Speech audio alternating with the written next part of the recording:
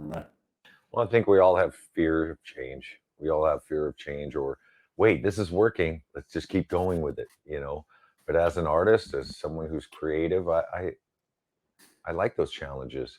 I don't like them out in the regular life very much. I don't like changes and challenges, but in the studio, I feel comfortable with it. And I think Lars eventually understood why and where I was trying to go with it. Um, and even if there wasn't input from others, just having that, again, white space for input was great. You know, there would be times when you know, we all four would be in the studio and Lars would be looking at me like, you know, what's the next, you know, what do you feel the next part is? And I would just be quiet and just say, you know, hey, what do you guys think? What are you guys feeling? You know, that is new and freeing, actually. It felt really free to kind of just sit back and let the process happen more. And yeah, it did. Well, that sounds amazing. Sounds like a great process, man. You're right. We're all fear of change. Oh, make a new album. We like all the old albums. I don't fear change. I always want change. I crave it. Stopped fearing change a long time ago when Guns N' Roses made a new record. That's like in the 80s. So I'm like, I don't fear change. I embrace it. I'm all in all the time. That's right. All right. That's it. Take longer, and we might have gone through 10 ideas that didn't work to get to one that did. But if you're not out there mining for gold, you're not going to find any. So there were nuggets that came out of that. Factor in each of us and the acceptance of who we are and how we go about things is becoming easier the older we get. And we all have our ways of overthinking stuff, underthinking stuff, not being prepared, being overprepared, and embracing all that. You know, we all can tend to go back to our default, or we can also pretend that I need this and I need to say this in this band. And at the end of the day, it's more important just to be heard than to actually. Yeah, everybody needs a voice. It's all true. Everybody wants to be heard. Everybody wants to get their idea. My idea is better than yours. Yeah. We all want to be heard. We all want our voice to move forward. It's a great thing for everybody to have that happen. Yeah, but he's enjoying that. Yeah. Have it happen, you know? So allowing the voice, you learn even more about that person. And they learn a lot more about themselves. Like, Yeah. you know, I'm pissed because I'm not getting what I need out of this band. And then when it's open to you, you realize that, wow, it's kind of harder than I thought. And maybe I don't have that, or maybe, I mean, you can't have four leaders. You can't. It's just not a, I mean, this is the good stuff rises to the top no matter where it comes from. That's what I want. I want all the channels to be open so the good things can float to the top, and it doesn't matter where they come from. Yeah, 51 years old. 51 years old. I have options. Not everybody can say that. Everyone cannot say that they have options. Love Wu-Tang. Wish I could have been on that tour with them. What's good? What's good? What's good? It's your man No Sleep Wilson, Intel Hip Hop, giving you all the news you can use 365 days out of the year. Yes, sir. All right, so check it out. Method Man clears up why he's not able to participate in the Wu-Tang Clan tour with Nas and Busta Rhymes. Let's take a look at what he had to say about that.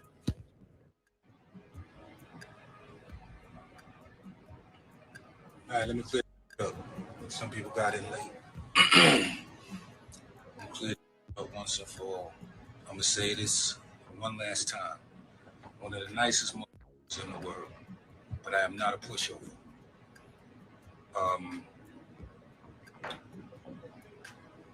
I have sacrificed so much over the years to satisfy the fans. And I'm pretty sure that's vice versa. And that's why I love y'all. That's why I don't hesitate to go all out for y'all. But to be dissatisfied or to even blame me for your experience is unfair. Very unfair. My brothers are super duper talented, with or without me. I hear him, man. I'm with him on all that.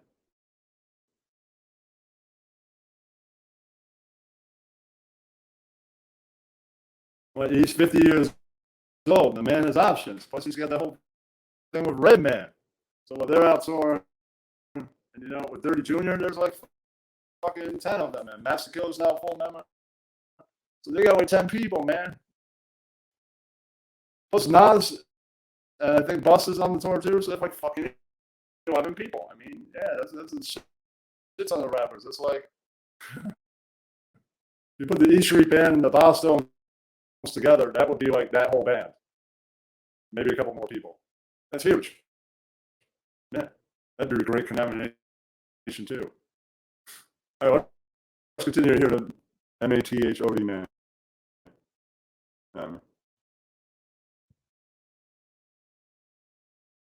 And I know a lot of people, or a few people, have paid their money to see me perform, but that bill said Wu-Tang Clan. Yes. And no bombs, douche. These things happen, and dudes do have to feed their families, and albums don't sell the way they used to. I'm pretty sure you guys know that. So in order to preserve my lifestyle and to feed my family, I had to have alternative means of doing that. And I'm glad to say at 51 years old, I have options. Not everybody can say that. I stopped the tape and went pause to say, no, you, Aggro and Ross, word is bomb, son. No, you.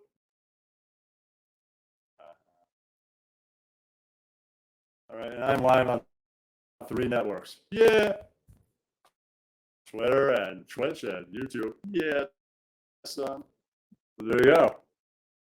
After this. Everyone cannot say that they have options. Love Wu-Tang. Wish I could have been on that tour with them. The booking came at a bad time. I was already booked to do a movie. Only reason why I'm coming back saying this is because of my love for my fans, okay? The real fans, not the ones that are jumping your DM and curse you out and call you all kind of, and they wouldn't say to my face, because like I said, I'm a very nice guy, but I'm not a pushover. And I would hate that out of one of my fans, male or female. It goes both ways. Please believe. And I will not let anyone disrespect me. I'm a father, a grandfather, a husband, a brother. But you can't disrespect me on outfit shit. Yeah. No, we love you, man.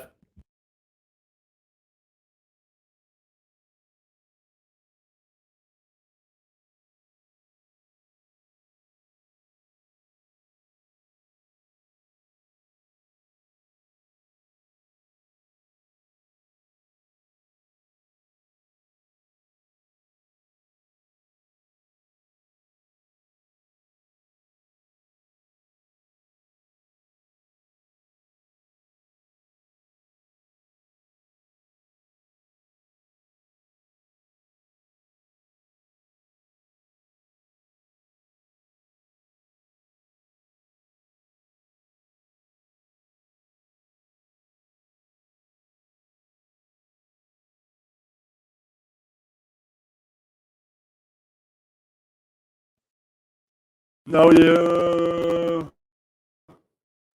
Where's Bond? Know you, Ross? In about an hour or so, I will let people on. So there you go. Ooh.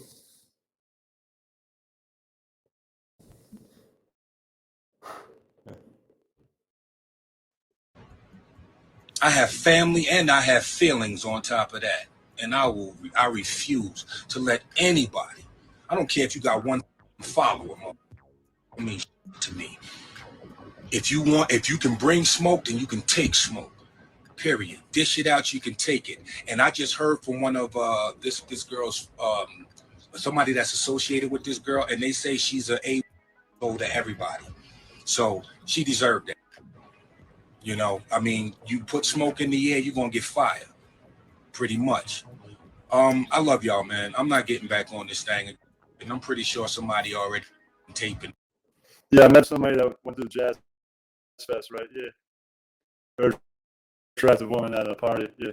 He went to the Jazz Fest, so he went to the festival.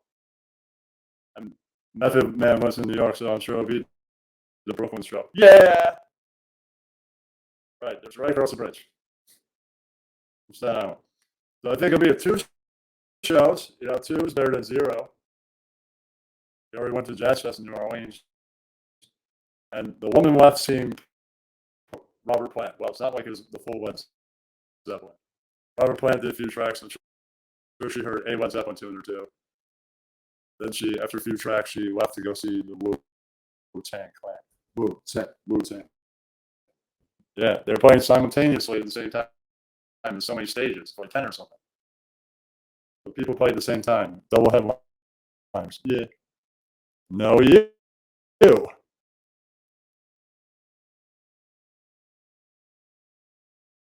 I'm gonna post it because that. With that being said, enjoy them shows, man. Because Wu-Tang put it up. Nas is Beast and Buster. What can I not say about Buster that ain't already been said? Buster. Oh yeah. Well, the boss. I paid to see a Busta Rhymes show. That's how good that is. So, yo, I'm out here in Bogota, Colombia, doing my little movie thing. The real fans know what's up, and they gonna love me regardless. To the rest of y'all.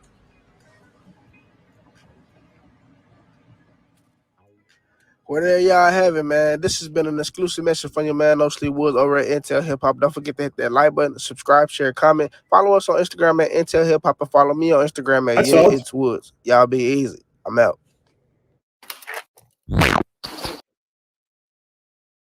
Gotta do. Ross Dog, did you just contribute to Super Chat Friday? Yeah, that's right. Obster, did any cast members of the Stern Show ever beg you to hire them away since they were so poorly paid and shabbily treated? What a great question from the Ross Dog. And thanks for the $7 on Super Chat Friday. Can I get an ooh-wee? Ooh-wee? Let's get to Ross Dog's question. Man, all those years, us against the Howard Stern. I'd like to say, as a once in a while watcher of the OP radio, greatest clip in OP radio history of just him. OP Amphi history, not so much, but I don't remember seeing Ross Dog comments. They weren't on YouTube. They were on Sirius Radio. Maybe I heard Ross Dog call in one time. Yeah, hey, I'm the Ross Dog. I got a question for Patrice. Yeah, that's right. but any other time, I don't think I like Ross Dog question chat. Whoa. Holy Toledo. It's lit, son. Yeah. Then I'll get to the Red Pill show. I think Howard Stern is the original Karen. He certainly has the hair for it. I think he was the original Karen. Always complaining to the managers.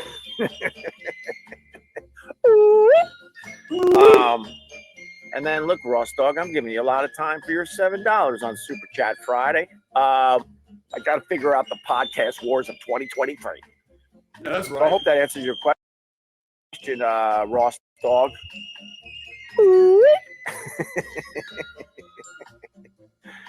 Look, my star has fallen, Anthony's star has fallen, Jim Norton's star has fallen. You know, nothing lasts forever. But I laugh at the people that think I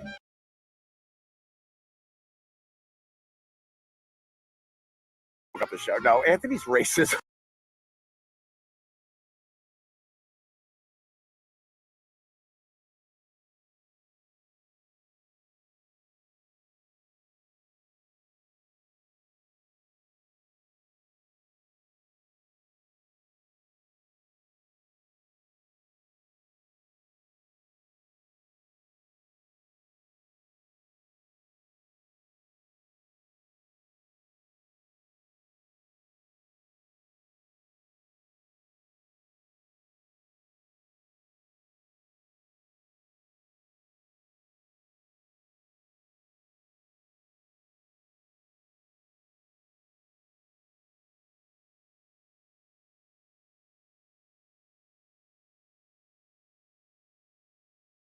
back. I should be back in the video same spot.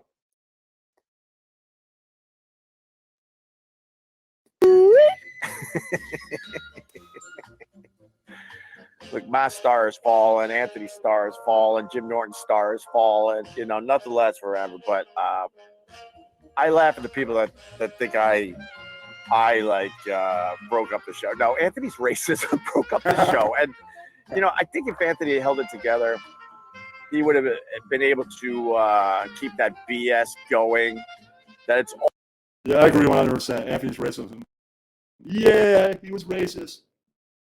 Then we found out he was really racist. We thought that was a bit, and then we found out it was real. Yeah. all Ope's fault. But now that he can't help himself with his racism and his racist rants, it's pretty obvious He's got pants. what killed the Opie and Anthony. Maybe he's got ants in his pants. Yes. He doesn't get an ooh-wee. E-Rock, you don't get an ooh-wee today. That's right. Where's Ric Flair? Why were you lying? I wasn't lying. I was playing off what Chad did. It was pretty obvious to most. I'm sorry you're not that smart. I'm sorry that you failed in school. Yeah, why were you lying?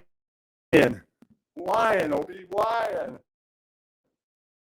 And you weren't smart enough to figure out what I was doing. Because I'm kind of fooling around with the podcast war. So when Chad said he was going to have Bret the Hitman hard on, and then he's like, oh, he canceled last minute, I'm going to have Stuttering John on, I'm paying attention. I'm like, I'm going to tell everybody I got Ric Flair coming on tomorrow. Everyone else got it. What else is going on? I'm actually Ross Dog. Don't believe these I don't even know who Ross Dog is. Is Ross Dog a big deal? Am I privileged to have the Ross Dog on my live stream every day? The show did ruin me. I don't know if you're trying to make fun, but yeah, the show ruined me. I left a lot of skin in that studio. It did ruin me. I was having this conversation with you want the real stuff? I'll give you the real stuff. Maybe like, Anthony's now a racist beta, racist beta. After this video, I'm taking a break, so I'll show you me out there smoking. You'll be able to see it. Showing you the outside deck. Maybe you'll be able to see in a little bit. Ooh-wee. That's right. And it is super chats. Okay, I got super chats coming in. All right, I'm gonna put all right, wait. Let me. The show did ruin me a little bit. So I got people. I got friends. I got really good friends. And, they're close enough to me where I really open up and tell them about, my career and what it did to me and this and that and blah, blah, blah. And they're like, you're still so talented. We hear your live streams. We laugh. We've turned our friends onto them and they really like them. And why aren't you doing more? And I'm like, man, if that Ross, that is sad. When a guy that was on show, that knew you, and now he's like, who is this Ross Dog guy? I don't even know this guy anymore. That is sad to me. Sad to me. That's sad to me. That's he knew you, and yet now. But who is Ross Dog? Doesn't even know me. What's going on here? that's not a good question, And one of the things I told them, look, this is the real stuff. You want the real stuff. If you haven't figured it out, I'm kind of retired from being in the quote public eye, meaning like you have no one has seen me. No one has seen me I'm gonna smoke at a comedy club or a gig or on another show or a podcast or a live stream forever. And that's of my choosing. I certainly get invited to a lot of stuff. Like Ron invites me to a bunch of his things. Mm-hmm. And I always have to, apologize to him for not showing up. And I told my really good friends, I'm like, I don't know if I want to go all in ever again, because it's a lot of work. It's a lot of stress. It's a lot of a-holes coming after you and your family constantly. And I'm like, I don't know if I want to do that anymore. because they don't get it. They're like, why aren't you doing more? And I'm like, I kind of did it, and B, I know what it would take to try to climb the mountain again. The podcast wars of 2023, it's all cute. They're all having a good time with each other, and it's cute. But even though Kevin Brennan is like the top dog in that world, he's not talking to anybody. He's talking about he's talking more than me, because I have to acknowledge that right away. But he ain't talking to anybody. When you start climbing the mountain, there's things you got to do, and the work you got to put in, and it's all consuming and exhausting, and it's certainly wreaked havoc. After this, I got red pill news. With policy people can come up. So I got Dante Short, Rollo Tomasi Short, and of course I have a fucking tape of more Opie and Anthony stuff. Cumia, Artie Lang, and Jim Norton totally owning Joe Matarese. So that should be funny. So there's a tape of that to watch. So anybody wants to watch that with me. And then we will have Helen McKellar Goes to Hollywood. Yeah, puppet show. And you can hang out and not laugh too hard during that. Then you can hang out for the rest of the show, and that could be the rest of the show. Yeah. Wreaked havoc, I should say, on my health for a very, very long time. A lot of people are like, man, hope you look good these days. Yeah, because I don't have the stress or the anxiety of trying to keep that whole damn thing going. And the other guys, sure, they did their part to keep things going. All right, do you need to hear that? But that's the truth. I'm like, I know what it takes, Right. and I just am not sure I want to fully commit to that again. Would I like my live stream to have more people in this and that? Sure. So there's room, but like I'm here. I was way up here. That's a yoga muscle. Don't F with it. I'll kick your ass. Trust me, I will. There's room in between. There's room in between. So if like my live stream moved, like I'd still be I'd still be in a happy place. So that was a long answer on that. I'm sorry.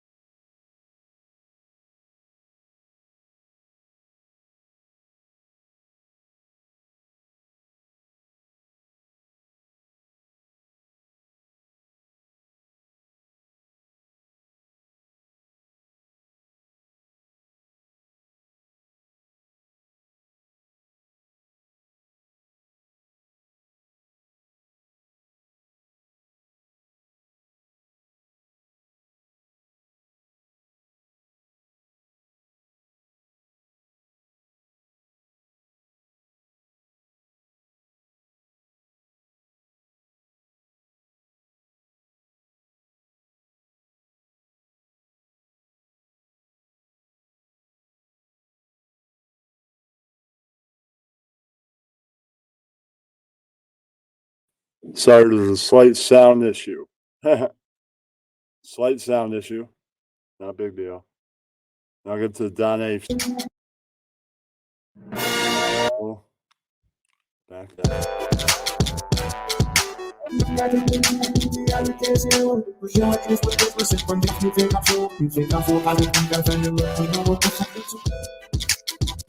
Yeah.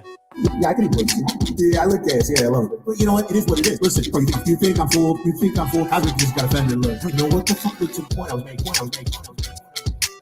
Yeah, I can agree with you. Yeah, I look at it. Yeah, I love it. But you know what? It is what it is. Listen, if you think I'm full, I would just got offended. Look, you know what the fuck was the point I was making? I can think I can't say it, but you know what? It is what it is. Listen, from me, you think I'm full. You think I'm full. I think you got a friend that look. You know what the fuck with you? This is a Down A song. Yeah, son. Yeah, I can do it. Yeah, I look gas. Yeah, I love it. But you know what? It is what it is. Listen, from you think I'm full. You think I'm full. I think you just got a friend that look. You know what the fuck with you? Point I was making. Yeah, I can do it. Yeah, I look gas. Yeah, I love it. But you know what? It is what it is. Listen, from you think I'm full. You think I'm full. I think you just got a friend that look. You know what the fuck with you? Point I was making. Don A. Yeah, that's right. Know you today.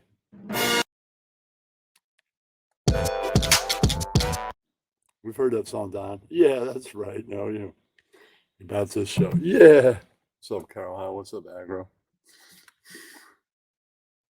All right, I'm just going to head down for a minute and read the monologue like I'm Mickey Mouse. All right.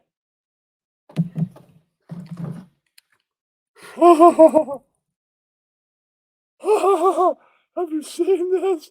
Have you heard this? This clown Robert Kennedy Jr. Robert F. Kennedy Jr. is running for president. A one issue president. No vaccines. Trying to get liberals to vote for him. Is he kidding himself? Who the fuck is gonna vote for this loser? Seems like a beta move. Beta. Hold on, microphone. Yeah, that's right. No, you. That seems like it's to me. Have you seen this? Have you heard this? I will be on some lame soup show or something doing an IQ test. Probably a show that doesn't even matter. Oh, Soup Party does a show Tuesday at 8. Some of these guys, like Hipstar, are a bunch of females. Bunch of fucking weirdos that think they're cool. They think they can step up to Mickey Mouse. I was like, no, you! Yeah, that's right. Yeah, that's right. Like reading the monologue like Mickey Mouse. Yeah. All right, I'm gonna do this.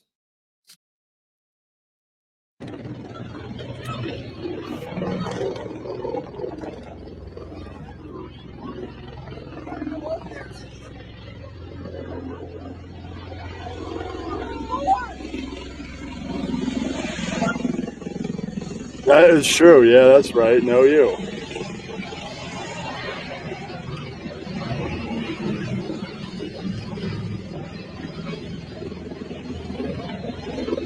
We're looking at. Wait a minute.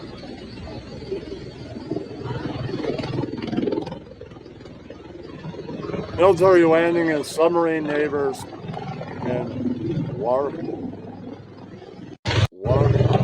California. So that's massive military movements being reported in multiple states. Anyone have more info on this, please post below. My contact. Send this video as local military says. It's not a drill. Oh, shit. Shit just got real. Oh, shit. Yeah. Shit just got real. Yeah, son. Okay, I'll light up the next thing.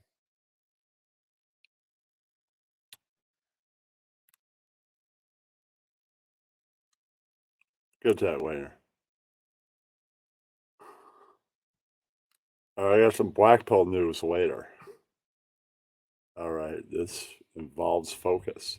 Oh, shit. Door to door. Yeah, it's, this article does.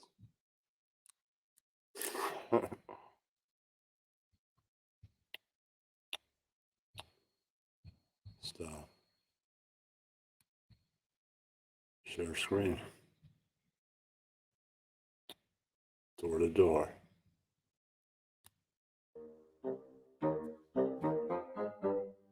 I'm Jared, manager of the sales department. I'm a winner. Okay, Mel.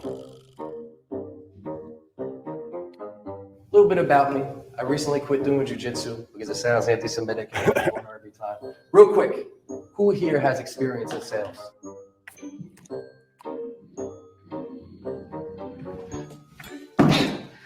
Salesmen and women, you are all here because I sense potential in you. Who here is a wannabe rapper with a beard, a man bun, and weighs like 300 pounds? Only me? Just checking. Only me. Okay, now you all received your training books. Now throw them out. Forget about them.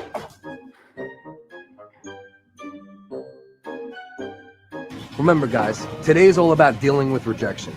Knocking on 120 doors a day, you'll be lucky if you make 1 or 2 sales. Hello, I'm insert name with True Green Lawn Care. I noticed your lawn. Shh. And everybody's like, no, you. The door's slamming now. We don't think so. Boo you. And your stupid sales. Yeah, that's right. Sales are for whales. That's right. That's what we're saying. Now I have to start over. Hello, I'm insert name with True Green Lawn Care. Goodbye to you. What the hell is that? An impressionist painting. Aren't you impressed? Don't worry, man. I put it on the company card. This is Austin's personal card. He's been looking for it all day.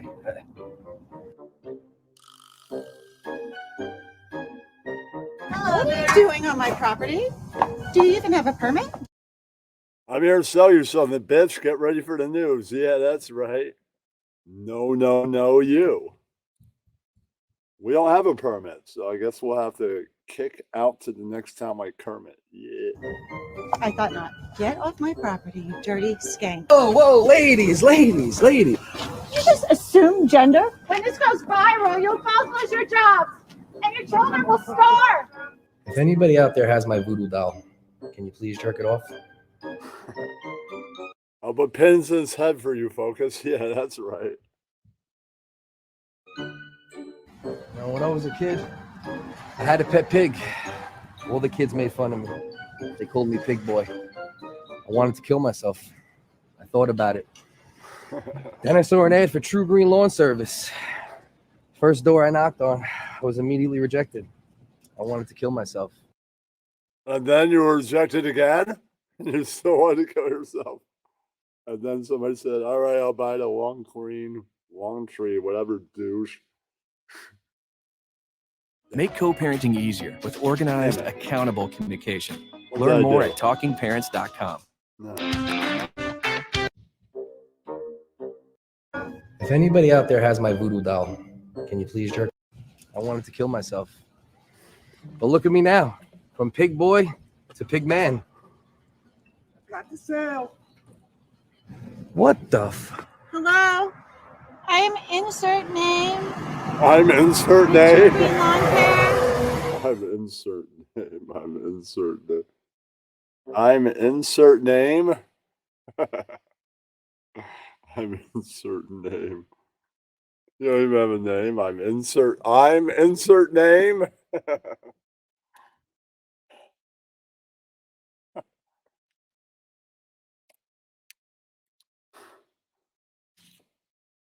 All right. Well, Wi-Fi radiation does all kinds of bad things, including causing cancer. Wi-Fi radiation causes cancer from your cell phone. I mean, there's cell phone tumors. You know that. I mean, I'm representing hundreds of people who have cell phone tumors behind the ear. It's always on the ear that you favor with your cell phone. Oh, yeah, that's right. Wi-Fi radiation. We'll be plugging a phone permanently into your ear next to Robert F. Kennedy Jr. Yes, but no, Wi-Fi radiation coming right through. That's right. and you know, we have the science. So if anybody listens in front of a jury, it will be over. You know, So what is the number? Because a lot of people. There's a lot of people with it. They're glioblastomas. That's the kind of cancers. Robert Kennedy Jr. But cancer's not the worst thing. They also, you know, it opens up. Wi-Fi radiation opens up your blood-brain barrier, and so all these toxins that are in your body can now go into your brain. How does Wi-Fi radiation open up your blood-brain? Blood-brain Wi-Fi, whatever. We're opening the blood-brain Wi-Fi. That's right. Hook your phone up to the blood-brain. That's right. No, you. Brain barrier. Yeah, now you're going Blood-brain beyond barrier. my expertise. But what Brains there for are blood there are barriers. That's I'm going right. to use a number here, and you're going to think it's hyperbole, but it's not. There are tens of thousands of studies that show Yeah, the that's horrendous right. danger of Wi-Fi radiation. Well, Wi-Fi radiation. All right, that's the end of that. Well, Wi-Fi radiation. No, you. All right, quickie video right there. All right, I'll get to the black pill news in a little bit. I'll invite people up. It's poured down in big chunks Metallica news, so we're going to get right to it.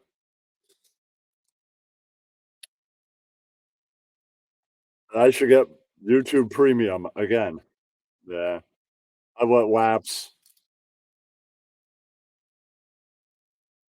Jesus freaking Christ almighty.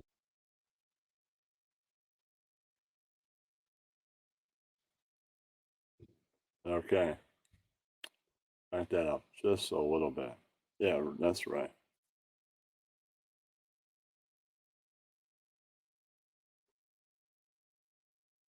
This isn't very long, so let's get to it. Okay. Press it. Pantera. So they were having a big moment, obviously, during those three albums. And I was Yeah. backstage with them one day, and one of those mid-90s, might have been Reload or something, Metallica had come out, and there was a lot of controversy about where Metallica was trying to go and what happened to Metallica, and are they still metal, and they're wearing makeup now or whatever. And they were just going on and on about Metallica, not in a negative way, more like a confused, like, I love Metallica, but I don't get it, and they're not metal, and what's going on? And I literally said, and this is a true story, I don't think I've ever told this story in public. I raised my hands, and I knew them well enough that they would sort of listen to me. And I was like, no, you, how dare you say that? No. I mean, that's saying something. And I would say, you know what? Shut the fuck up. And Oh, they looked shit. at me like, did you just tell us to shut the fuck up? And I said, shut the fuck up. And he's like, And I, yeah, that's right. I told you, shut the hell up. What do you know about Metallica? Nothing but duck stuffing. Yeah, that's right. okay, so the room goes silent, right? And I go, listen, set aside Metallica for a second, okay? You guys right now are the best metal band on the fucking planet. Yeah, that's okay? right. Shut the fuck up. Worry about Pantera. Yeah. Worry about Pantera. Metallica will work it out. And they did, right? Okay, we'll work it out. Yeah. And I said, you just focus on Pantera. You just focus on being the greatest metal band on the fucking planet. And they all kind of looked at each other like, and they were like, okay, he's complimenting us. Like we're, and then it was like, okay, drink this horrible poison, you fucking alternative weirdo. All right, that's what's up on that. All right, we learned that Billy Corgan told Pantera, shut the fuck up. Right. About Metallica, worry about your own damn band. What else can we learn here today? All right.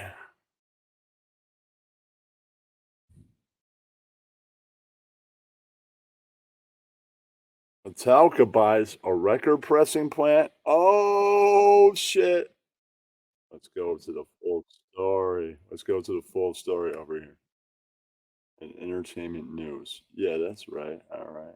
Stop screen. Share screen. Just takes about 2 seconds. No? Here is Jason Newsnet. All right. Few very important elements that made this concoction come together, percolate, and do what it did. Start out with the hard work of the band. So you go back to '83. So the boys are already doing the Kill 'Em All for One, playing Europe, getting their following in Europe before America even knew who they were. Did the hard work, went on the road, roughed it. Do you have to do the first couple times around is always the toughest, right? And then lose that's Cliff. true. devastating that will never be ever forgotten, or never be able to come away from the changes that were made there inside the people. And then I come in and we work 4.5 years pretty fucking hard, buddy. And in a lot of places, 30 or 35 countries by that time, once we were kind of wrapped that all up and made up for the shows with Cliff and then went on to the Justice stuff and everything. Worked very hard. And we're talking again about the team that was established from Carpenter to. And then maybe you needed a producer. Could that be what happened there? That's just my opinion. Well, this drills on for another 4 minutes. Right. That's my theory, but we'll see what he says. The manager to every person that took the pride in the band and was there to do whatever was needed to make it happen, right? Everybody willing to work all hard and lose all the sleep necessary and everything to be victorious. That's the beginning. So you got the tools that you need to work with. Next comes the arrangement of that.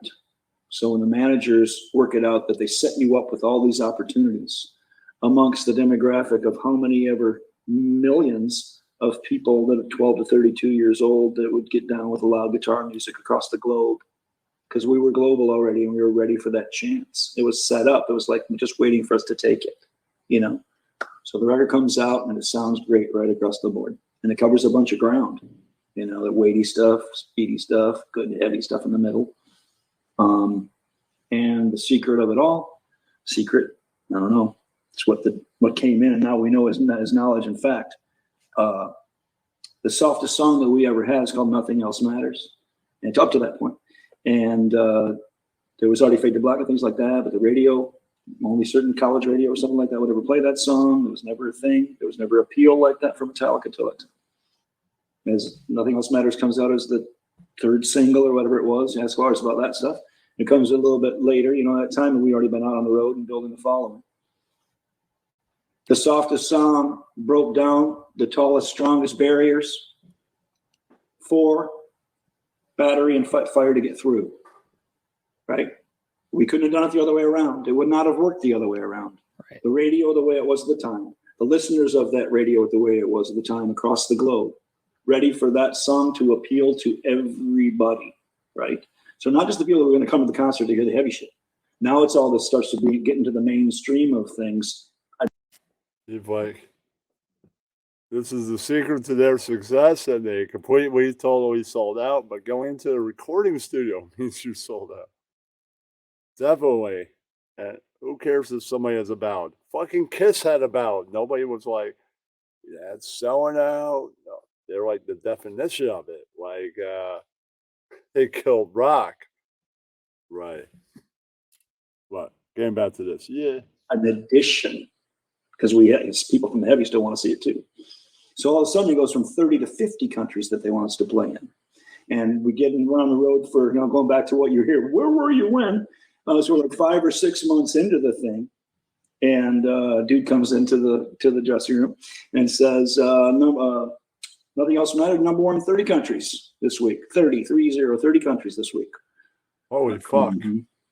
And they've asked us to come to Timbuktu that never would give us the time of day before. Right?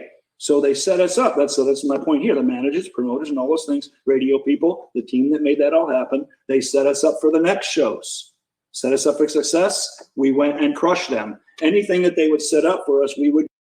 But they totally set us up, man. Totally. Yeah, that's right. And then we told the hotel and all the people know you. Go and take care of business like everyone expected us to do. So the promoter would ask us back again, so that you would go boom, like that, right? We were set up by those people to do that. So those elements are all in place. You understand all those elements. I'll take the one chronologically that actually made it all possible. AC/DC and Iron Maiden from early 80s up through the time that we were coming to that spot right there. They had played those 35 or 37 or 39 or whatever it was, those countries that allow westernized heavy music by that time. It wasn't, this thing couldn't keep it, or communism, Islam, whatever, didn't keep it from coming there. They went to all those places first. They knocked down the first batch of trees and kind of gave us a rough road. Some of the places they paved that shit in some of the bigger cities, you know? But in those outskirts and stuff, they broke down and then we had to go through and make it happen. That's right. The AC/DCs, the Iron Maidens, they paved the way. Even the Ravens and the Judas Priests all came towering down and made forth that a Metallica or Megadeth could play 30 countries if they want to. Yeah, that's right. If they wouldn't have come and done those places for those people in that and making the fandom of heavy music foundation, right? Then we wouldn't be able to do what we did either. So all those things together, I just explained, aligned like planets. And we had enough conviction as a collective to do it. And as individuals, the determination and the talent, but also not ever wanting to let the other guy down.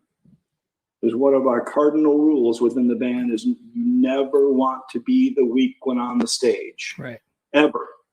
So Never whatever wanna it be the takes, beta on the JC stage, Bicycle, beta. Lars running every day, whatever the hell you need to do to be that, that's what you do as an individual.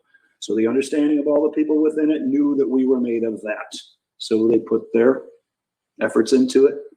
And that collective effort became something we're talking about 30 years later right now. That's right. All right, I got one more article in Metallica News, but I'm going to save it for the next hour. I'm going to go forward with BAM News. What's up with BAM lately? Yeah. All right, we'll find out. Troll through here. What news is that? I don't know.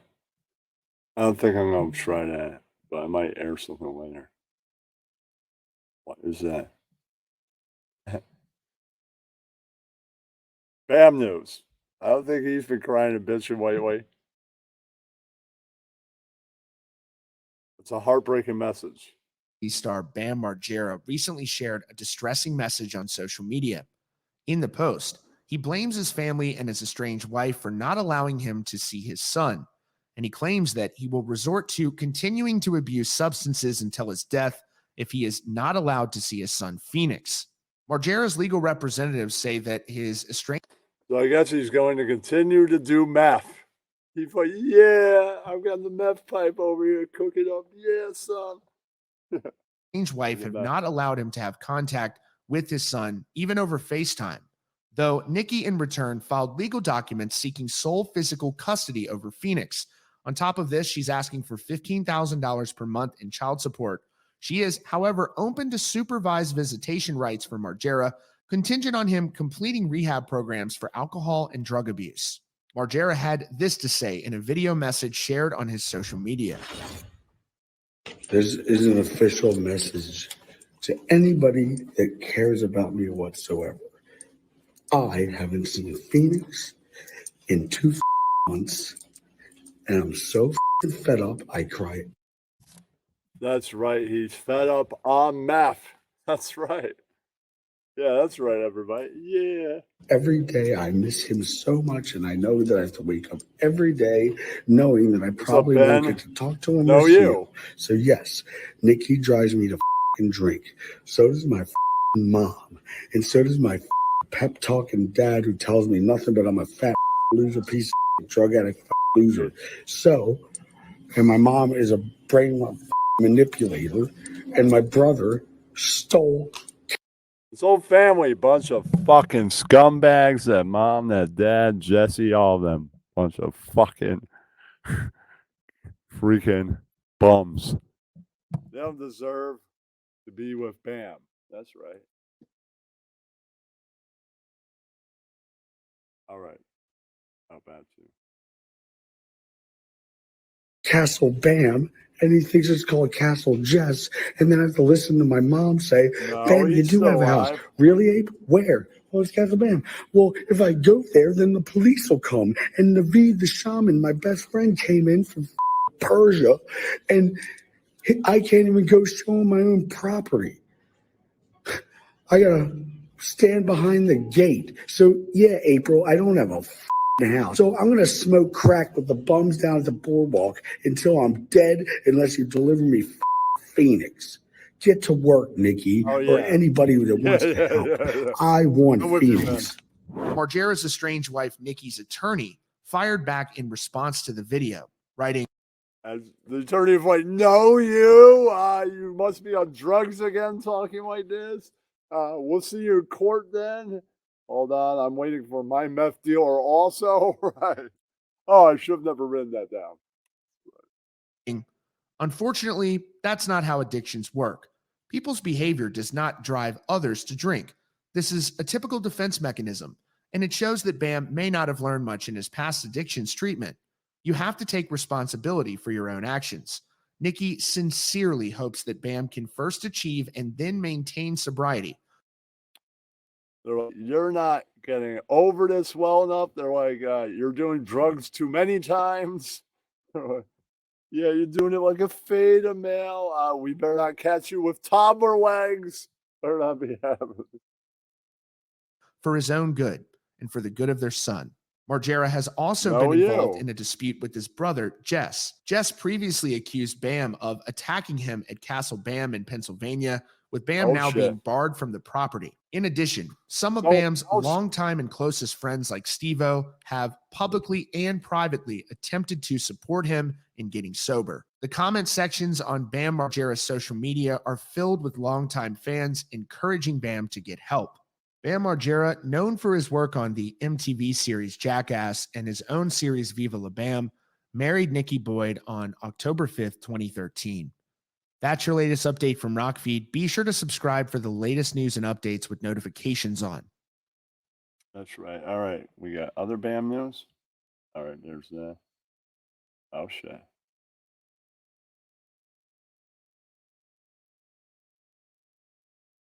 Seems like the same video. The cycle of it all. I don't know. I was going looking for BAM news. Rabbi.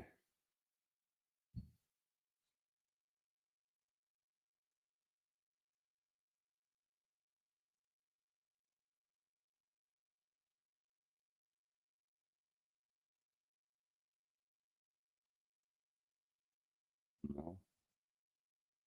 I was used last time on that one.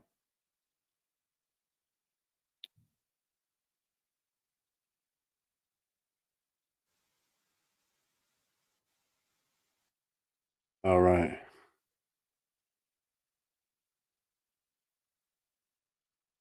Yeah, sure. Members are smiling arm wrestling after making drug and suicide threats. Oh shit. Oh shit. Nothing we do will make it go. Old Spice does not yet exist. Stupid ad. But in 70 years, Old Spice will save our armpits. Okay, stupid fucking ad.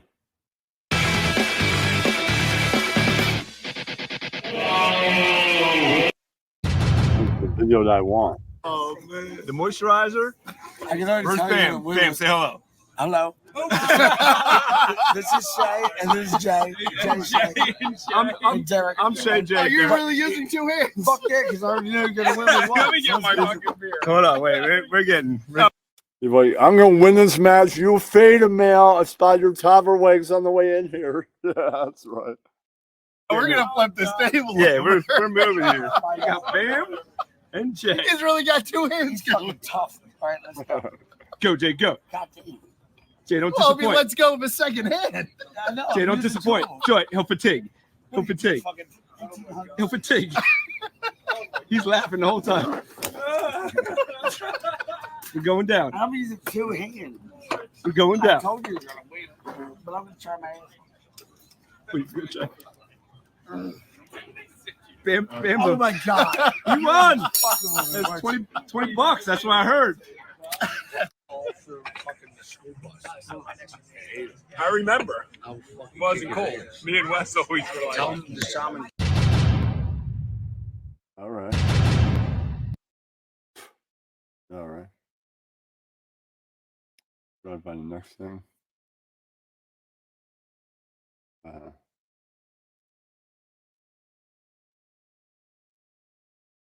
That's right.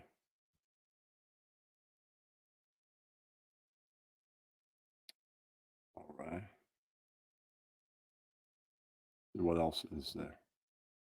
This.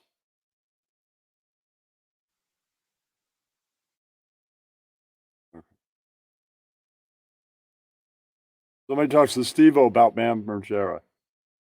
All right. That's what we got next. All right, share screen.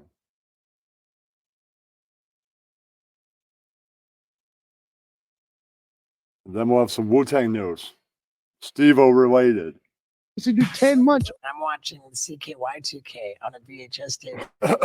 Right. And I'm just seeing Bam jump off all this stuff. And, like, remember he jumped off like a 6-story balcony into a pool. Jesus That was Christ just almighty. too much for me. I was like, man.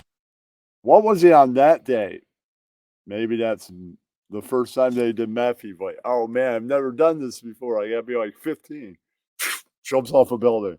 I gotta do that again. I mean the meth. And jumping off that building. That's right. And it made me feel jealous of him. It inspired me, and I was just like, And immediately I came up with the idea. I was like, I've got to put on my stilts. Yeah, I was a clown, so I had all my shit in the car. I was like, I'm gonna walk on stilts with my stilt costume on.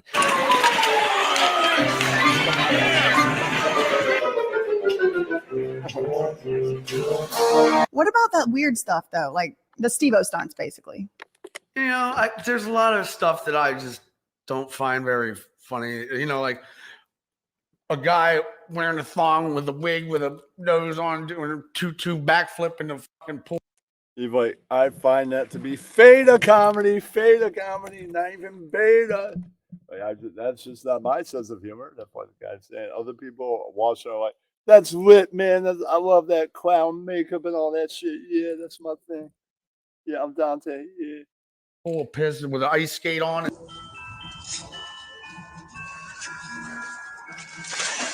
Steve-O, you are a clown. You're not allowed to sell Steve-O skateboards and take it away from the real ones. I'm a sober guy, so like I kind of live in this 12-step community, and it's not our place to push sobriety on people. You know, like the whole poke someone in the chest and tell them to get the Steve-O, he did the same thing. He called me a loony lady and implied that we were doing meth together. Steve-O, and millions of people saw it. Millions of people saw that video of Steve-O accusing me of doing meth with you. But you're crazy, lady. We doing meth with you? Yes, we were doing meth together, and you are out of your mind. Right. Of course we were doing meth. I'm the guy that brought the meth, and we decided to do meth. It was lit, yeah. And now she's like, I've never done meth. Why? You're the one that's crazy, Steve-O. That's right. Oh, man. What's up, guys? My name is Mike, and I'm here to get stoned. I Today, I'm here to try the Hero Dose from...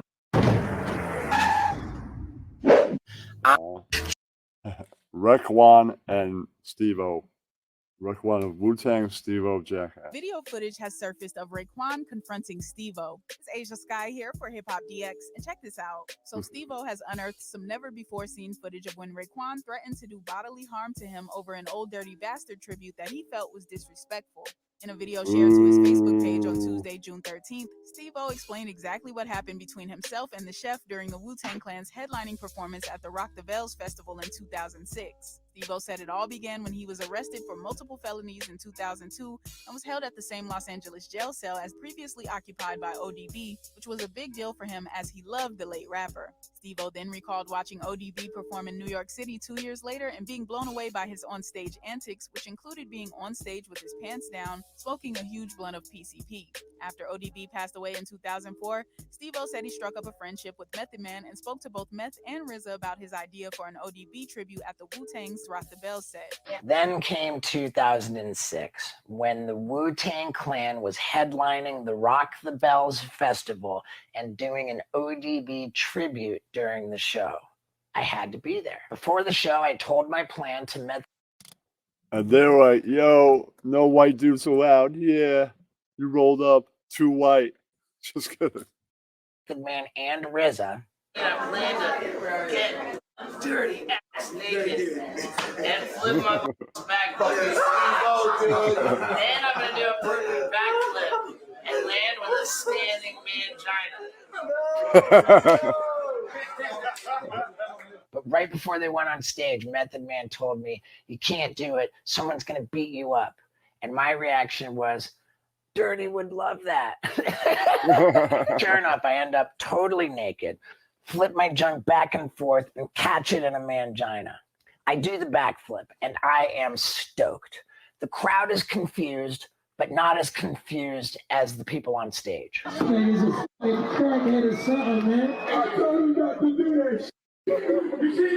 Then they break into Shimmy Ya by ODB, and I am so hyped because I just They're like, we said you're going to do that. We thought you were going to die. Then Steve-O almost died. That's right. feel like I've made my hero so proud. I'm certain that he's smiling down on me from heaven. Then all of a sudden, Raekwon of the Wu-Tang Clan stops the show completely. He grabs me by my neck and drags me to the front of the stage. I didn't appreciate that. And I'm going to tell you right now, in front of all these people, you're going to apologize. And that's been, he's been kind of after me. He's lying. He's been lying. Boy, get that wide out there. Ever since then. And now he's at it again. But this time, Ilana, I'm sorry, this time, Eddie, it's caused something really terrible. And that is during our COVID pandemic, I have a new book coming out that basically says 200,000 Americans needlessly perished because they believed the anti-vaccine disinformation and refused to take a COVID vaccine during our Delta wave and BA1 Omicron wave in 2021-22 after vaccines were widely available. So the point is anti-vaccine disinformation, it's always done a lot of damage and harm, but now it's a lethal force in the United States. And that's why we have to have that discussion. And I offered to come and go on Joe Rogan again. I've been on a couple of times. And Robert F. Kennedy Jr. is like, no, you. I'm not going on that show again. I made one appearance, plugged that I'm running. And this guy's like, come on, man. Stop being a bitch and meet me. Yeah, that's right. You're being a beta. Debate me like a man. Yeah, that's right. And have that discussion with him, but not to turn it into the Jerry Springer show with having RFK Jr. on. Now, I recently wrote a book about the importance of debating called Win Every Argument, The Art of Debating, Persuading, and Public Speaking. Yeah, that's right. But as I told Dr. Hotez last night, experts shouldn't agree to debate cranks. I mean, no serious person would consider having a preeminent World War II historian debate a Holocaust denier. Just as no serious person should demand a debate on vaccine science between Dr. Hotez and non-Dr. RFK Jr. Debates with anti-vaccine conspiracy theorists only serve to elevate them and legitimize their ridiculous and dangerous claims. And most importantly, they don't change anyone's minds. No. All right. All right. I'm just going to see. All right, stop. I'll be back in a few minutes. Stay for the unedited or later edited unscripted roast. Smoke break over here.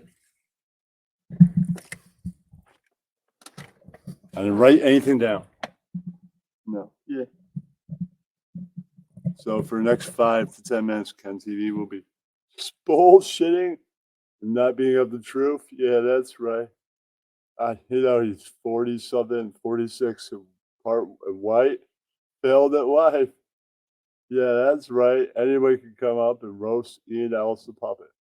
Yeah, that's right. Since I've been away, I've been shitting inside a bucket. Could just be bullshit. That's right. We'll bring out Another puppet. I'm just the host. Yeah. I decided to wear only 3 rings tonight. That's alpha. Yeah. You know, she used to follow me around all the time. I thought he was a gay clown.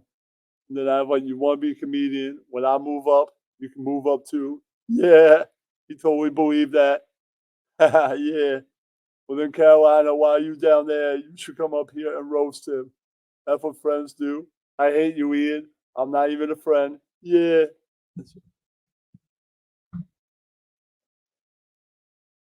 Okay.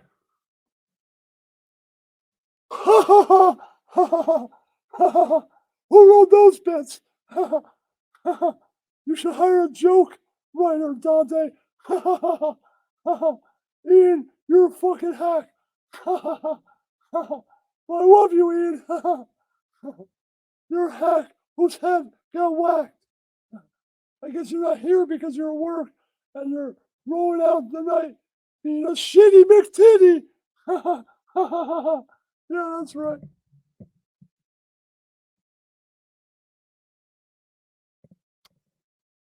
Yes, indeed. Yes, indeed. We love Ian Ellis. What a fucking hacky comedian he used to be. Now he just does with apologies every 2 weeks or almost every night. We can't tell how many times a month they do that show. Yeah. Yeah. I see beautiful Carolina's here. Yes, indeed. Yes, indeed, baby. I hope everybody else that's beautiful watches the replay. Love you, Ian. Yes, indeed. Right.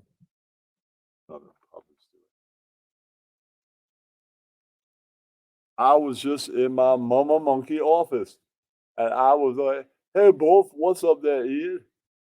I started to try stand up, and I'm a better comedian than that hack Ian. Yeah, that's right. We like to joke around here. Yeah, that's right. No, you. I'm Mama Monkey, Fafa Flowy, Tata TV. Yeah, that's right. No, you, Ian. That's right.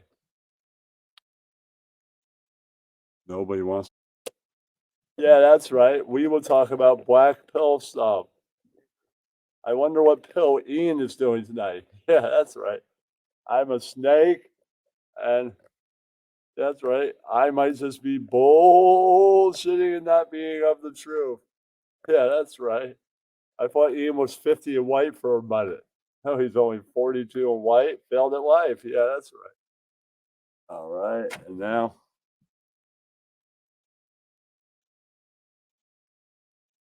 The real hack is Ken TV. He couldn't even write 10 minutes of jokes.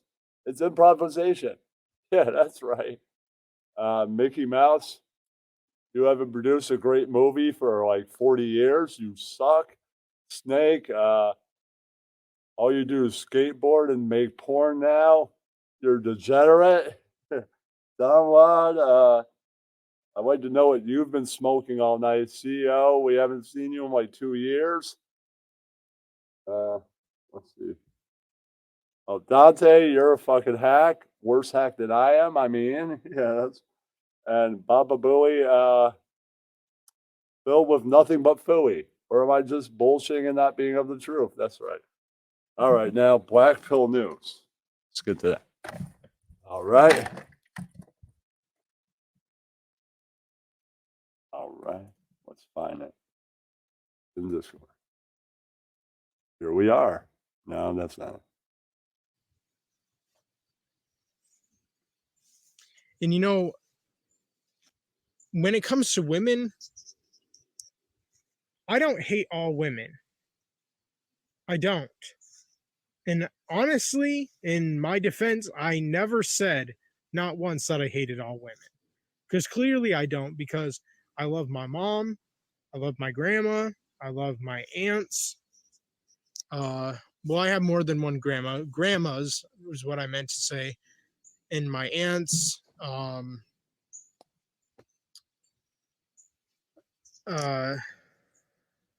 yeah, and that's about it. And they're women. I don't hate them. And even when it comes to other women out there in the world that are strangers that I've never met, and probably never will meet anyways, because no woman in her right mind would ever want to bother with a maniac like me. I mean, if anything, I would scare any and all women away. I would probably terrify women if they. You're right. Those are totally Walmart quotes. Yeah. I would go shop at Walmart. Nah.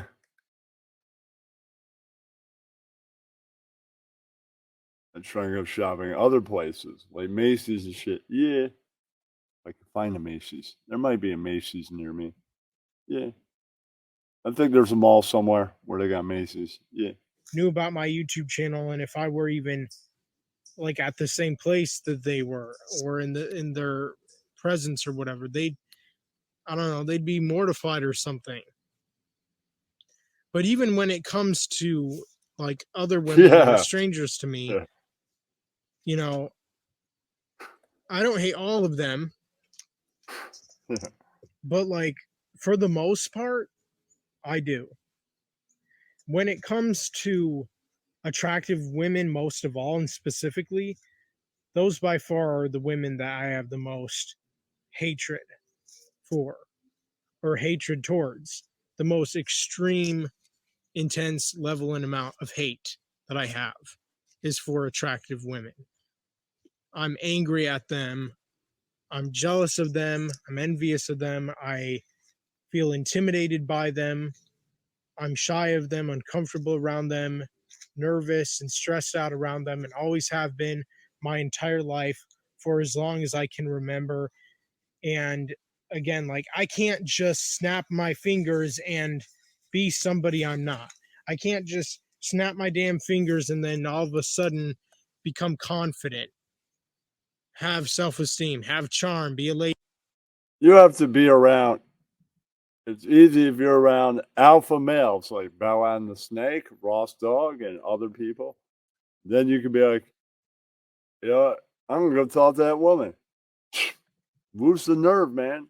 Just do it. Like the Nike ad. Just do it, motherfucker. Yeah. You're around that. Maybe he has no confident male friends. Or maybe all his friends are gay like him. Who knows? Ladies' man, be able to easily interact with them like a piece of cake. I don't know. I could go on. But I hope you get and understand my point here. And me getting a job is not going to help my case. Me having a job, because I already have a job that I got just a little while ago, it's not going to help me even increase my chances of getting a girlfriend. Having and getting a job is just a way to make money, to make a living. But also having a job in a way is a way to cope with your misery. If you're a black-pilled incel guy who gets a job, you get to cope by interacting with other guy workers that make you laugh, that make you feel like you matter, that you're important, that you have purpose and meaning in your life and in this world, and who constantly crack and make jokes that you find funny. And also making money obviously is a way to cope with having a job. But that's all having a job ultimately is, at least when it comes to a black-pilled incel. And I'll also say this, that if you were a so-called supposed incel and you got a job and then you got a girlfriend and then eventually a wife and kids and whatnot, you were never a true incel to begin with from the start then, if that was the case for you. Or if you were a black-pilled incel, supposedly a black-pilled incel, and you went to the phone. So having a job, getting a wife, or, you know, a life partner, female, right? Then having a family. So incels are different than normal men. Isn't that the normal thing? Get the great job, meet the woman of your dreams, or somebody like that, right? Marry that person if that's what happens, you know. You two are destined. It's your destiny. Then make a family with her. I've wanted to live like the American dream that all men eventually dream of. Like, I met her and she said, well, we should be getting married. I felt it was about time. She gave me like 3 years. Might as well marry the bitch. Right. And that's not the dream of, that's not in the life plan of all men eventually. No, I thought it was.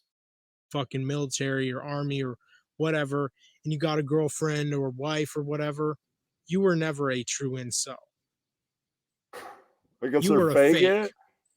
or like a halfway black-pilled incel. Hold on, you're saying that Lycan is a half fake incel? He looked pretty incel to me. Is that what this guy is saying? He's a phony baloney incel. Maybe, I don't know. You were a fake, a fraud, A fraud. a phony, Baloney. a traitor, a snake, a backstabber. Snake? Oh, man. Because usually and normally, if you're a black-pilled incel man, it's over for you. And it never began in the first place. And you know that deep down inside. So you're just completely and totally 100% hopeless when it comes to you ever getting a girlfriend, and especially a wife. Being a black-pilled incel tells you that, you know, ultimately, you're never going to have anyone. You're never going to go anywhere. You're never going to Hey, be that Cass. happy. What's up, River? You're never going to be that full of life and cheerful and glad and whatnot.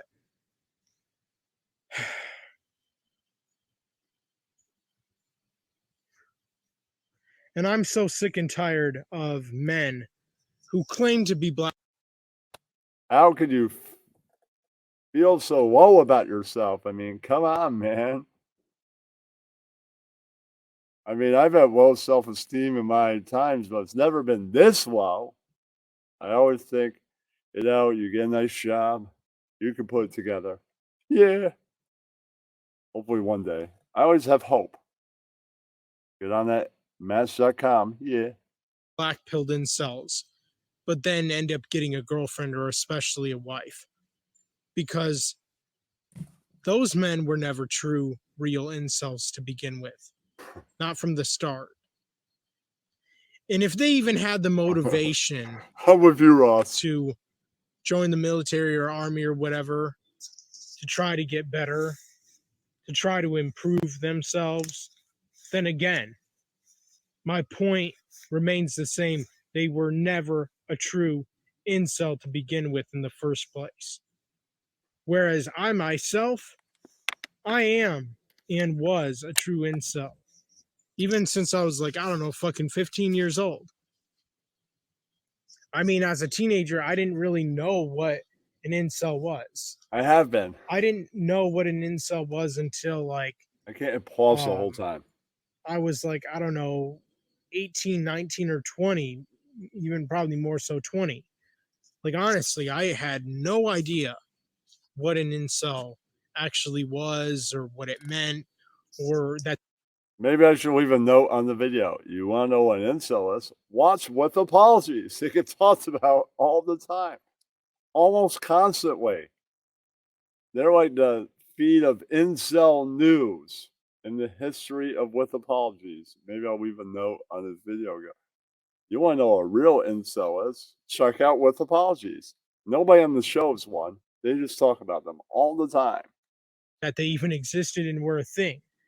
As a teenager, I just knew that I was lonely and depressed and miserable and whatnot because of not having a girlfriend, not having sexual intimacy and touch and affection, love, care, and respect, and just a motherly kind of love from having a girlfriend.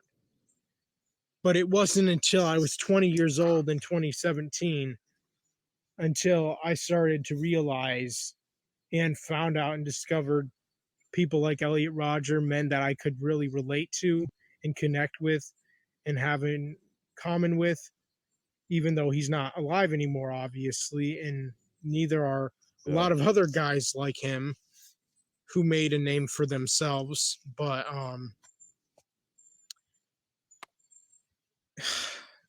it wasn't until then, at that age of that year, that I realized, damn, I'm an incel. This is a real thing. Like, fuck. It's just sad, man. I don't know. Like, I don't know. But like, the way I see it is I have all the right and reason to hate attractive women and to be so against them as much as I am, and to just be angry, bitter, hostile. If you might, take your hate down a little and be nice to them, they might go, you in the plaid shirt, I want that dick tonight. Right, right, might happen for you. I mean, you be nice to the women, they might go, you looking cute with the bad beard. Come over here. Right. You being so hateful might be why you're in the position you're in. Ooh. So and vengeful towards them and jealous and envious of them, because they deserve it. They had it coming because of how immoral they are, how their nature or instinct is to just naturally be evil and wicked and immoral, and to just do such, I don't know, messed up things with their bodies and other people. And I mean, I just feel like women are so far lost and gone. They're so fallen and they're so wretched. They're just scum of the earth. No, I'm not going to do that. Don't think for a second that I'm talking about all women here. I'm talking about mainly mostly attractive women. But here's the thing. Even when it comes to women who are ugly and average looking, even they score. Ugly and average looking women even get to date and sleep around with fucking Chad and Tyrone, Jamal, Pookies, and Ray Rays, and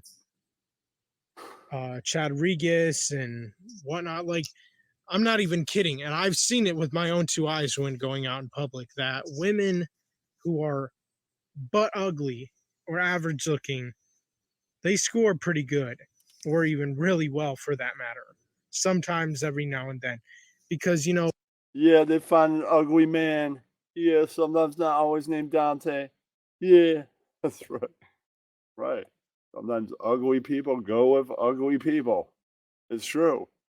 Or a handsome rich guy that doesn't see so well. That's right.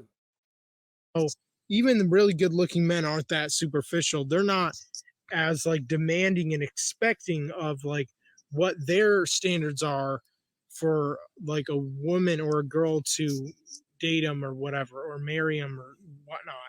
Like, women's standards are just through the roof.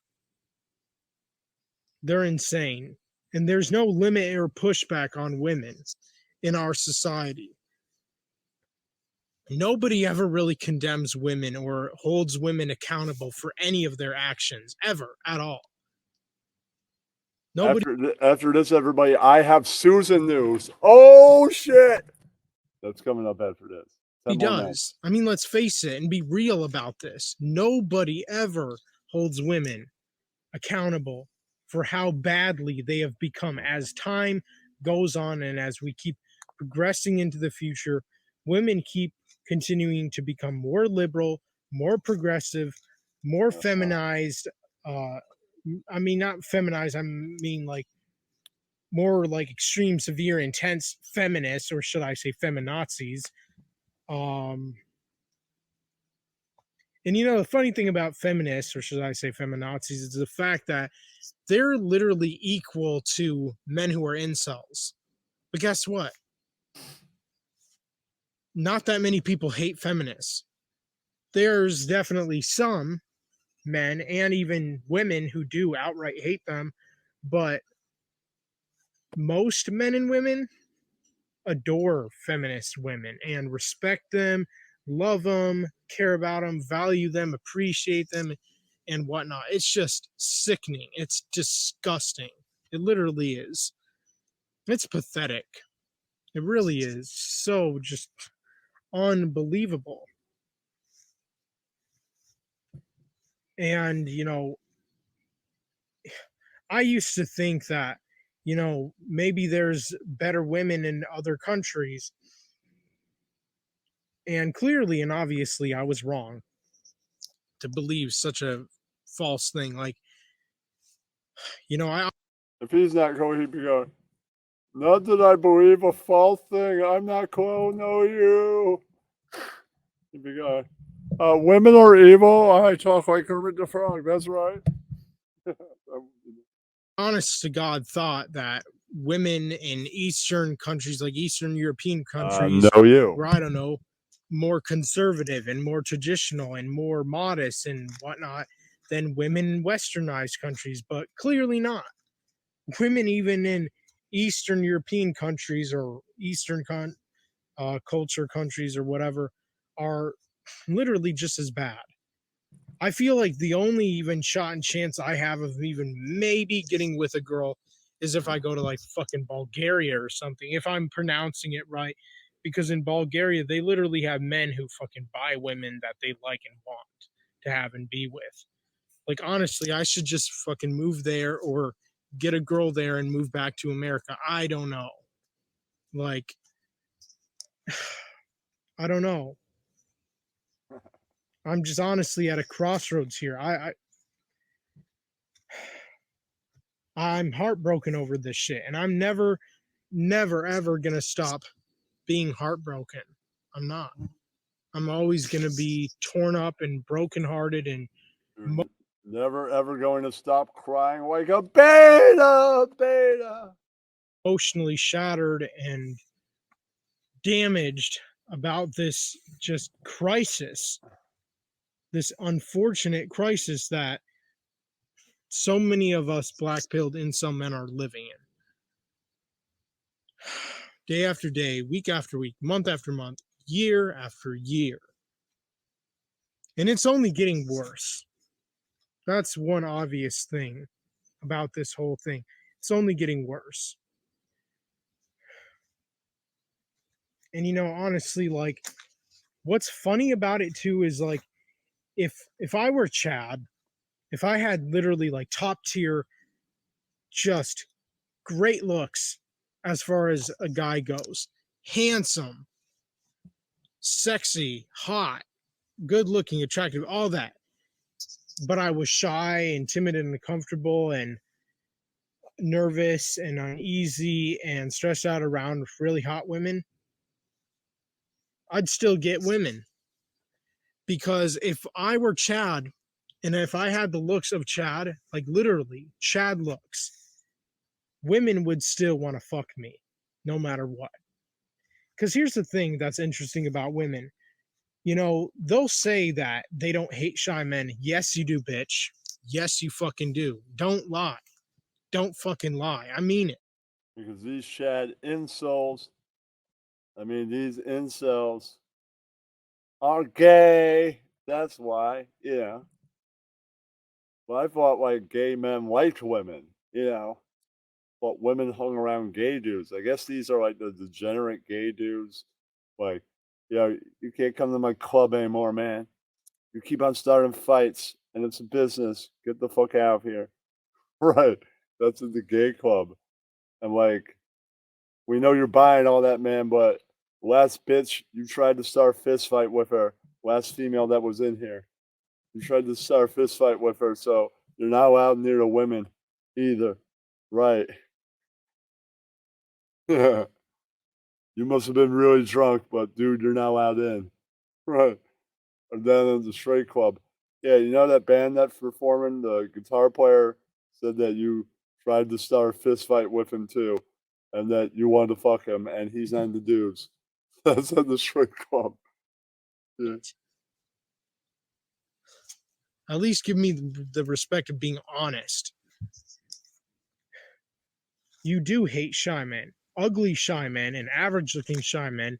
When you say you don't hate shy men, you're talking about a specific group of shy men. You're talking about Chad Tier-looking shy men. You're talking about Tyrone-looking shy men. You're talking about Pookie and Ray Ray shy-looking men. You're not talking about average or ugly-looking men. You're not. And, when it comes to shy Chad looking guys or shy Tyrone or Pookie and Ray Ray or Chad Regis looking men, they still score all the time. All the damn time. Because those are the only shy men who can even be pieces of shit, complete and total dicks, and just so very abusive and mean and cruel and whatnot to women, and women will still go for them. Women will still want them. That's what's funny and interesting. Like literally, I sometimes see when going out in public men who literally treat women like dog shit with my own two eyes. But these are men who were able to easily become their boyfriends, husbands, and whatnot. And it's like, I think this guy could take Rev. Rev weighs 90 pounds. I think this guy could take him. It looks like he's a little bit bigger than Rev. Totally. Think of it. Bud, that's my fucking right eye, bud. That's my left eye, bud. Shut up, Rev. Stay down. Kicks him in the fucking stomach. Stay down, bitch. Yeah. why and how? And this just goes to show and proves my point that if a guy is so unbelievably handsome, just out of this world handsome, even if he's a piece of shit, an asshole, a prick, a dick, and That's true. douchebag and whatnot, a woman will still want to go for him and be in his pants or have him in her pants or whatever. Women, when it comes to a handsome 4 guy, minutes left. will let a handsome guy walk all over them like they're nothing. Women will allow a really handsome man to objectify them and be misogynistic and treat them like shit and whatnot, and even physically abuse them, and they'll still be with men Go to like that channel, the Black Pill Joker. because they're just so Leave him a handsome. message. And women want handsome men, and only handsome men, and even a bunch of ugly and average looking women want really handsome men. Channel's right down there. Find it. Find him. Leave a Even comment ugly in and the video. average looking girls' standards have gone up. Up to you, Cass. Find And his you know, channel. Right down I want to there. end Black this Pill video Joker. with saying this, that when it comes to femcells, if they even do exist, if they're even real, I wish they were. But even if they are real, and let's just say hypothetically speaking, when it comes to femcells are honestly way better than men who are incels. Why? Because women who are femcells, again, if there even is any of them still out there, or hypothetically speaking, they're not violent. They're not angry and bitter and hostile and vengeful and have dark thoughts and feelings like us incel men do. They don't. They're sad and lonely, but that's it. That's it. They're depressed and lonely and maybe suicidal, but ultimately, femcel women, hypothetically speaking, are way better. Way better. And they know that too. I mean, What's a Vato? Yeah. Look at that in chat. What's a Vato? I don't know. That lower beta?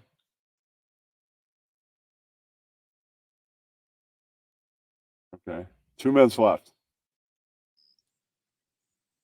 and they brag about it too, but I can't blame them because, you know, Vato from Loco. the femcel comments I've seen on YouTube, They love to brag and boast of how much better they are than incel men because at least they don't act out in violence and whatnot like us incel men do.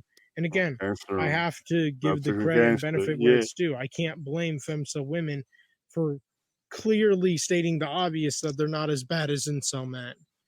But even when it comes to femcels and incel men, they would never match up. They would never come together. That would be awesome if it did, or if they did. I mean, all of them. Fucking fly, bitch. Stay the fuck off me. But that's clearly and obviously never going to happen because even incel men scare the shit out of femcel women, if there even is any of them still out there. And plus, another thing about femcel women is the fact that they don't have it hard because even when it comes to femcel women, they still score because men love women who are virgins. They're always trying to look for and find women who are virgins. I mean, seriously, I'm not even kidding.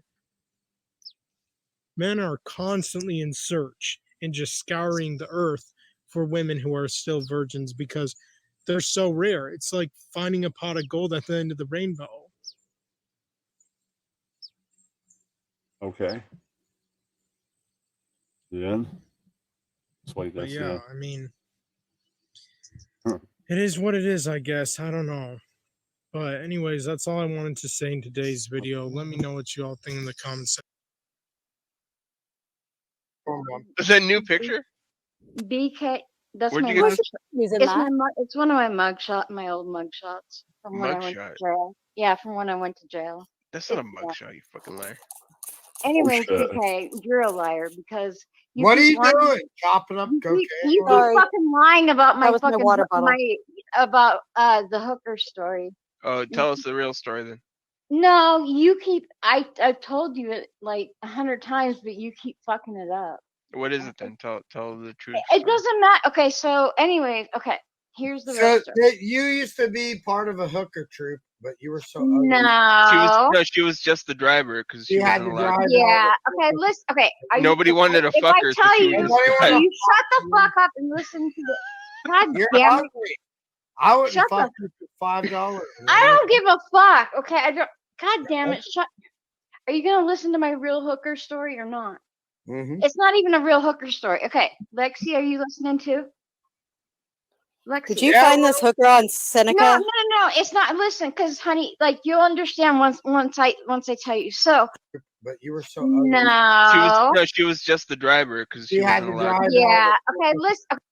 Okay. I don't. God damn it. Shut. Are you gonna listen to my real hooker story or not?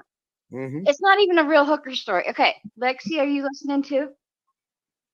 Lexi. Did you find this hooker on Seneca? No, it's not. Listen, because honey, like you'll understand once I tell you. So did you pick this hooker up on South Seneca? No. Listen. No, her listen, friend used to be a hooker, and her mom. Lexi, listen, because Go for it. you'll. Okay.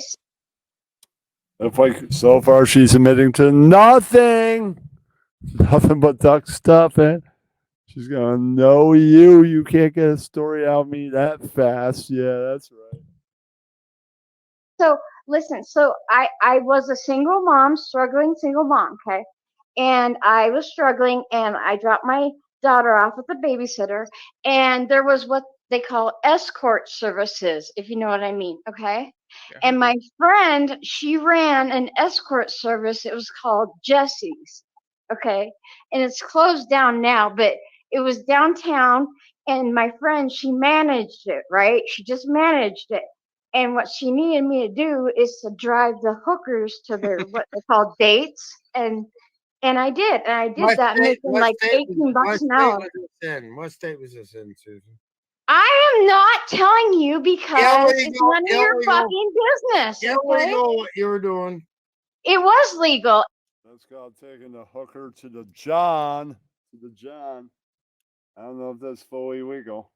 call them escorts, I guess, then it might be. And even my own dad asked me that. He goes, I don't know about the legalities of this, But yes, it was completely No, legal at that's the from time. Las Vegas. That's Because yes, it was a legal business at the time. It was called what Jesse's, state was and it? it was downtown. It I was mean, she located got in downtown. trouble for it, though, right? Isn't that I that never one got lady? in trouble. No, Not you, absolutely not With you, mugshot. the owner. Yeah, they can still come after you.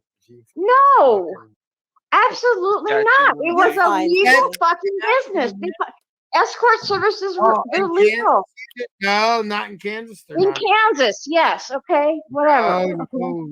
Yes, escort services Did are fucking legal. Did you have a fucking license to transport illegal hookers in your car? I mean, it was licensed from what I remember, right? It was kind of a big Yes, deal. Oh shit, Joe Walsh is like, I don't know if you got a license, bitch. Oh, if I know you. absolutely. Yes, There you go. yeah, absolutely. No, you didn't show license. Show. Did you report it to the IRS, the income? Yeah. You know what, you guys, get off my Oh, fucking. she I'm so didn't. tight. See? You know what? What are you gonna do? What are you gonna do? Call the police on me? What? Unreported income. That's IRS tax don't fuck evasion, around. dude. That's Yep. worse than going. I think I did. No, I did turn my earnings I into think the I did. IRS. I did. Fucking Look, call the show IRS. I don't give a fuck, dude. Show Whatever. W-2. Show fucking these Let her nuts. tell her story. Show though. these nuts. Okay. Oh goodness. God Wasn't damn. your friend's mom also a hooker? I think her daughter may have been. I don't know for sure. How do we know her stepmother wasn't a hooker? Oh shit. Could be a future admittance. I don't know. No, her stepmother could be. Okay, I didn't ask Oh, those you kinds were- of questions. So you were Listen, friends with it's the none of my mom. fucking business what other people do. You know, listen, struggling mothers have to do what they have to do to fucking get by. Well, tell that to the IRS when you fucking. No, you. Okay, is your No, child you? support Oh, paid, shit, Joe? we gotta Huh? know Is you. it? Well, yeah, I'm back. Is it paid, motherfucker? Okay, unless it's paid, don't be fucking running your goddamn mouth, motherfucker. Don't Yeah. start loud with me about my. Well, then don't start with me, motherfucker. No, you right. Goddamn, fuck. Like I Got said. me mad. Well, My I mean, I have to channel's make sure open, that Rex. you Shut know up. we have Calm to take care down. of our children. So, Calm down. well, I'm just Depends on your saying. point. I No, had you. Well, to- you don't Chat. pay I'm gonna. for your kids if you're in No, federal prison. you're for timed fucking out. No, IRS you. tax Next time. evasion. I never. That's not going to happen. Oh, what you think you're fucking? What are you gonna snitch on someone? If I tell them this person, then maybe you let me out for not paying taxes and all this hooker stuff that I did.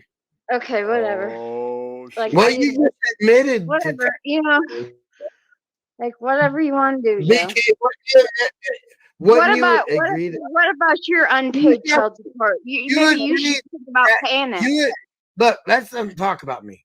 I already said. Oh shit. Joe Walsh is like, I'm not on trial here, bitch. You can't talk about me. We're here to talk about you. No, you. That's right.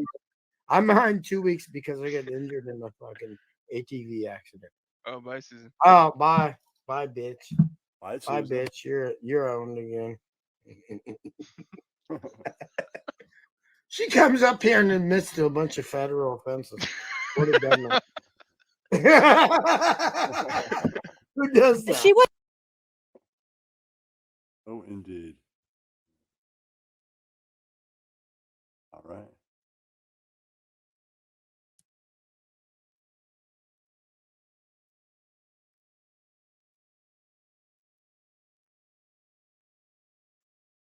All right, I got probably a couple more videos. Open panel in like 5-10 minutes.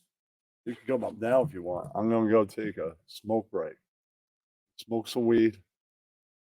Smoke something else. I'll be back in 5. All right. Link is above. Then pin to the channel in case there are some people that want to come up. Nobody has to. I'll do my 2 videos when I get back, and then I'll say goodnight. All right. Yeah, I am back. All right. More videos, and show will be over.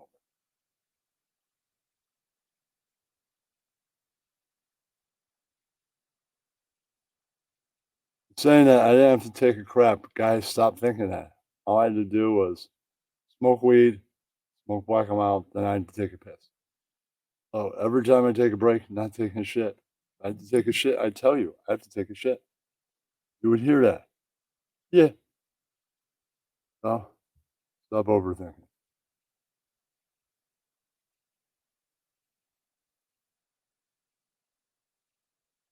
All right. This is hip hop news, I guess.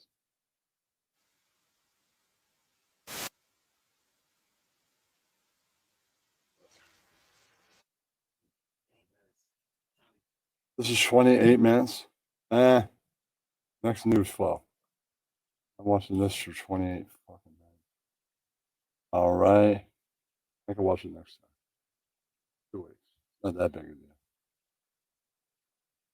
Okay.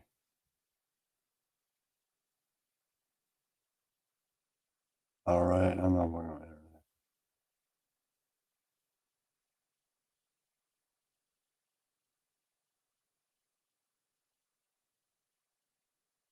Here we go. All right. It's kind of a music video.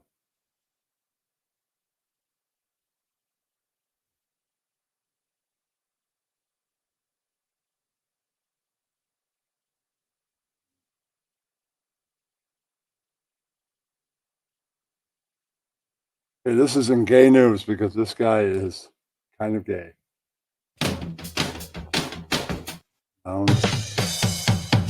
Wanna lick my balls, go vegan. Wanna suck my dick, go vegan. If you eat animal products, we're never gonna get busy. Wanna kiss my lips, go vegan. Wanna grab my ass, go vegan. If you eat animal products, we're never gonna get busy. If you exploit animals, my crotch is closed for business. If you are vegan, my crotch is open for business.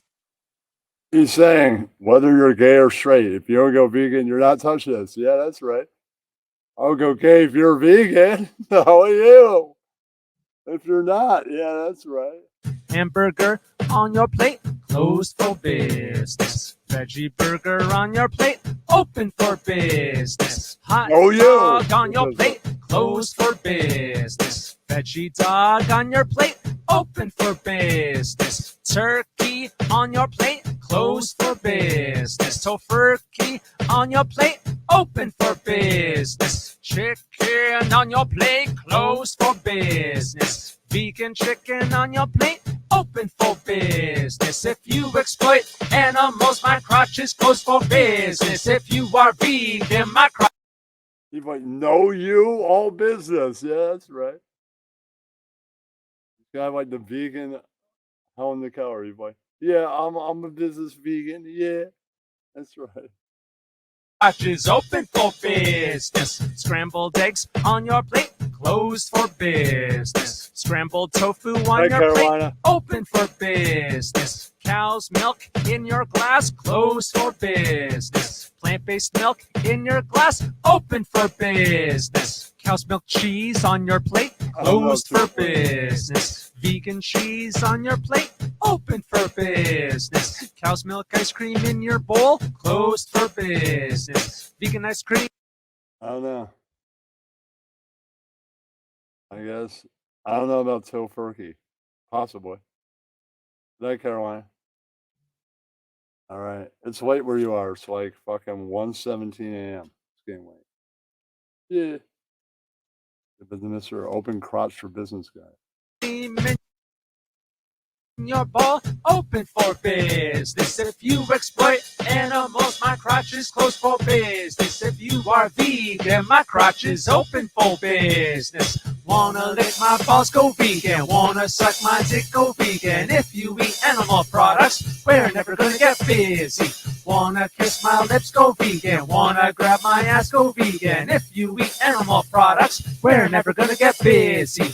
We're never gonna get busy. You're never gonna swallow my cheesy until you go vegan, go vegan. We're never gonna get busy. You're never gonna swallow my jizzy until you go vegan, go vegan. If you eat meat, no, you can't get with me. That's We're never gonna get busy. You're never gonna swallow my jizzy until you go vegan. Go vegan. We're never gonna get busy. You're That's never nice. gonna swallow my jizzy until you go vegan. Go Okay. vegan. Yeah. No, you.